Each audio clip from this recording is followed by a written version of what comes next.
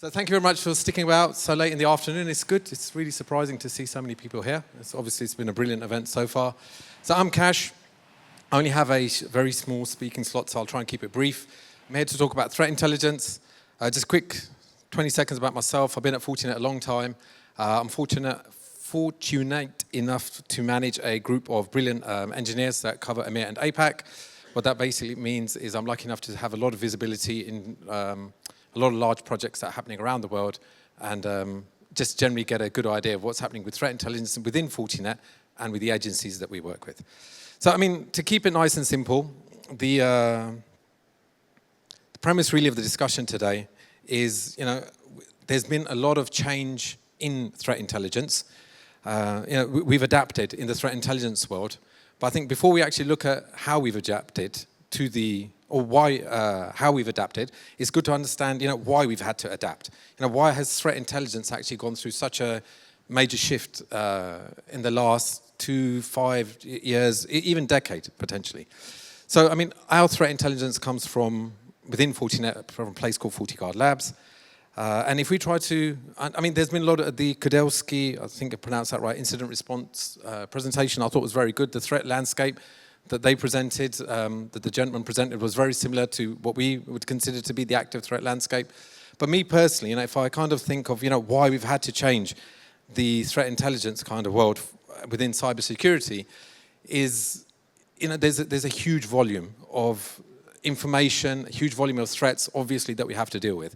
So I'm not academic, as you can probably tell by my very thinly veiled North London accent, in it brav, but I'm going to use a academic quote here, or try to be academic. So Oscar Wilde, in his essay towards the end of the 19th century, I think it's about 1890, said in his essay In the Decay of Lying that life imitates art a lot more than art imitates life. So bear with me. Like I said, I'm not an academic, it's my family. I'm more of an engineer. So if the premise is that life imitates art more than art imitates life, the reason why he said that is in art, especially in the 1890s, I wasn't at school then. It was quite close. I am quite old, but I wasn't at school roughly at that time. But in the 1890s, expression in day-to-day society and day-to-day life was in art. So it wasn't necessarily that art was being created to imitate life. Us as a society, especially in the West, we found freedom of expression in art. So that was then. If we fast forward 100 and whatever years, I'm terrible at maths, to where we are today, everyday, day-to-day society isn't relying on art necessarily to express ourselves. Like a freedom of expression, for better or for worse, is in our smart devices, in our digital assets that we have in our hand. They can do a lot of good things. They can also do a lot of bad things as well. As we unfortunately saw, a lot of people have been getting into trouble recently with things that have been posting. I think that's played a big part in the expansion of the digital landscape. I think the other thing as well is, I know everyone's kind of sick of talking about the pandemic, even thinking back to it, but during the pandemic we were kind of forced into our caves. And our personal and professional lives merged digitally. And now that we've been kind of dragged out of cages and caves, forcefully most of the time, back to the office, all that type of stuff, we're finding it's not us. Well, I think us as individuals and our company and the companies that we work for are finding it difficult to kind of detangle that information. Our personal and professional and corporate digital lives are very strongly merged. So we're actually trying to extract the two and then draw a digital safe boundary around the both is quite a challenge. So, and I think that's personally why, there's been a huge influx in threat intelligence that companies have to consume, and the way we've had to deal with it has changed. So us as Fortinet, we have a range of products that start at the kernel level of the operating system with EDR. We have firewalls, IPS, DDoS, sandbox, and it goes all the way up to public and private cloud workloads. But we don't see ourselves as a silver bullet in cybersecurity. From a threat intel point of view, we work with a whole bunch of government agencies. A really notable one is the Cyber Threat Alliance. So I don't think you can clearly see it too well there. But with the Cyber Threat Alliance, we're working with our most fiercest competitors, Palo Alto, Checkpoint. It was founded in 2017, so McAfee, Symantec, whatever they are now, but whatever they were then. And that threat intel sharing forum was actually set up to address the problems that we're facing in the digital world. So, we're a very big intelligence provider. But we don't see ourselves as an island. We don't see ourselves as a silver bullet when it comes to threat intelligence and cybersecurity. We pair with not only our competitors, but with a lot of government agencies. So you can't see this, but it doesn't matter, I'll talk through it. So generally speaking, I've been lucky enough to work in threat intelligence for a number of years. So for many years, it was a case of, so if you have a Fortinet product today, and you have a FortiGuard subscription, whenever you receive a FortiGuard update in the form of a signature or an IPS or a botnet, any type of update on the actual device itself, that is what you would consider a fully baked signature update or a fully baked update from Fortinet. So that means a threat analyst, there's been a certain level of curation going on behind that update, and it's automatically updated your device. So depending on, on an absolute average, a Fortinet device will update probably once an hour. If there's an outbreak or a major threat happening right now or at any given time, it could even be potentially 15 times in a minute. But those updates are, they're semi-automated, but a lot of work goes behind those updates. What we had as a demand over the years was organizations saying to us that, look, even if it's taking you 2 hours to produce a signature or an update, all the cyber threat vendors are saying that, time to response, mean time to detect, these are really important attributes that, as enterprises and the partners have to take into consideration. So whilst you're actually doing the work to create the signature, why don't you give us access to that information? So we did that. So we have a cyber threat intelligence feed, and that's just raw IOCs. So IOCs being indicators of compromise, they're fragments. So in the process of actually baking a signature, the ingredients, we actually make those available. And it can be anything really. On any given day, that could be 140,000 little fragments of IOCs in a file that we update that you can extract from Fortinet via an API. So you could have no Fortinet product at all to extract our threat intelligence. Using the API, you could extract the threat intel and push it into your data lake, be it in the shape of a SIM, a SAW, or whatever.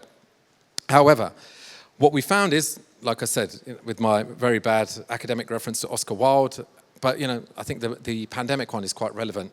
Because we're so digitally overloaded, we have the skills gap that we were talking about in the previous presentation. And it's not just a skills gap, there's the budget kind of gap that goes with it as well.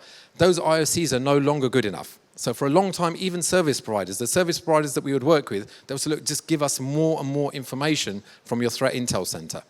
And that's what we used to have, this is what we used to call a tip. So the threat intelligence platform would basically connect into a threat intelligence provider like Fortinet and consume raw information. So there's excellent open source ones. So we provide this as well, but MISP, Anomalized Stacks, that's actually a competitor, but we run that in our lab. So these were typically the threat intel platforms that would consume threat intel information. These are now long, I wouldn't say they're obsolete. There's definitely a place for them, but in day-to-day security operations and SecOps technology, it's difficult to actually take action, with the intelligence that comes out of these kind of solutions. And we've actually seen the threat intelligence platform slowly get merged into things like the SIM and SAW platforms. A very good example is, like I said, you have this file that you extract from Fortinet or a service provider, and you have 140,000 IOCs in there, and you find on line 88,102 a domain or an IP address that's very similar to either yourself or a supply chain that you work with.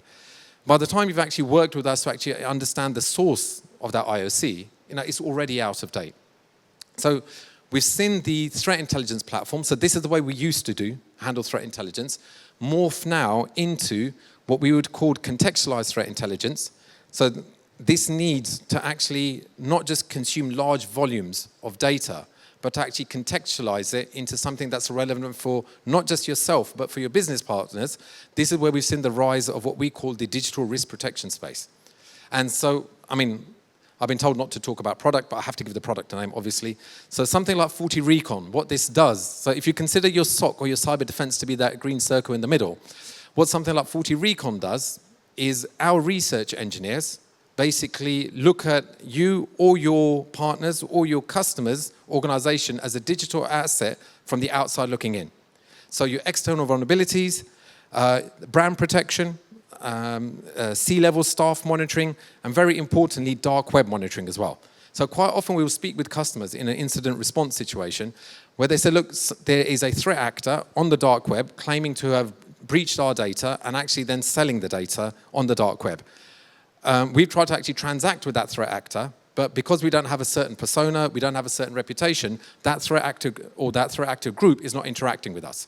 So our researchers within FortiRecon actually then have that persona, they have the credibility on the dark web, and they can actually interface with customers, with these kind of threat actors.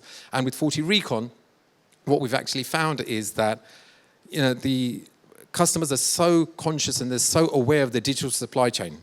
At the beginning of my talk, just a few seconds ago, I was talking about drawing that secure digital boundary around your data. That's difficult enough to do as it is.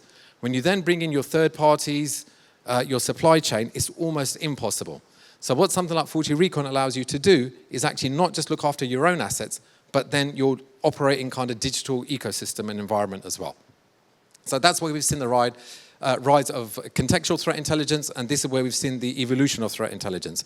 This is where organizations have moved now from willingly consuming a large number of daily IOCs to say, keep it relevant to me. So it's a pure SaaS. So it's a very nice web-based GUI.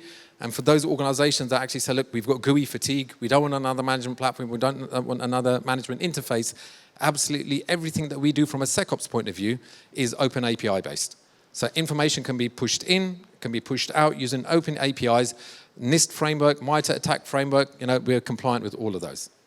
And just to kind of complete the picture to wrap up, when it comes to actually providing security operations technologies, providing SOC protection, this is what we would consider our SOC platform, but the story really for us, be it with, analyzing your data lake, working with your partners.